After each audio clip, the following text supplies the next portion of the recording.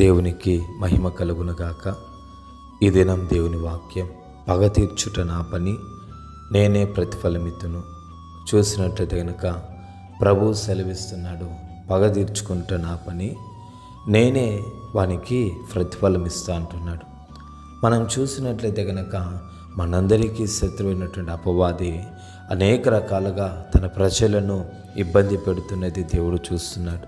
తన యొక్క ప్రజల మీద వాడు ఎలాగా కుయుక్తులు పన్నుచున్నాడో, ఎలాగ కుట్రలు చేస్తున్నాడో అన్నిటిని దేవుడు చూస్తూ ఉన్నాడు. కాబట్టి నిశ్చయముగా వాని మీద దేవుడు పగ తీర్చుకొని వానికి ప్రతిఫలాన్ని ఇచ్చేటటువంటి దేవుడు ఆయన.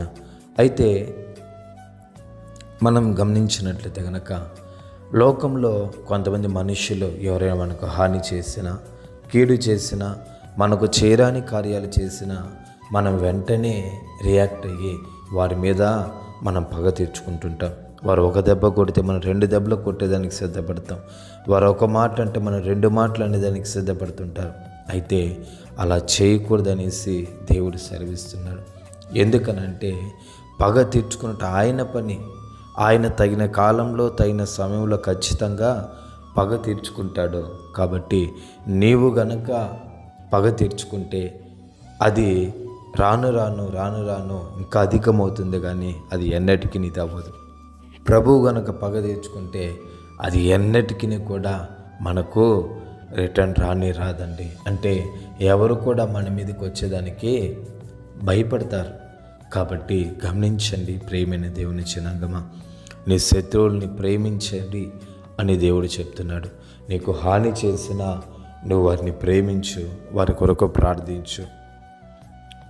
దేవుడు ఏం చేయాలన్నా ఆయన యొక్క చిత్తం. ఆయన వారికి ఒకవేళ పగ తీర్చుకున్నా, ఆయన మౌనము ఉన్నా ఆయన చిత్తం. నువ్వు ఆయన చిత్తానికి అప్పగించు. నీ పాటికి నువ్వు శత్రువులను ప్రేమించు, వారి కొరకు ప్రార్థించు. దేవుడు నిన్ను నిశ్చయముగా దీవిస్తాడు. ప్రభువు ఈ మాటను దీవించునుగాక.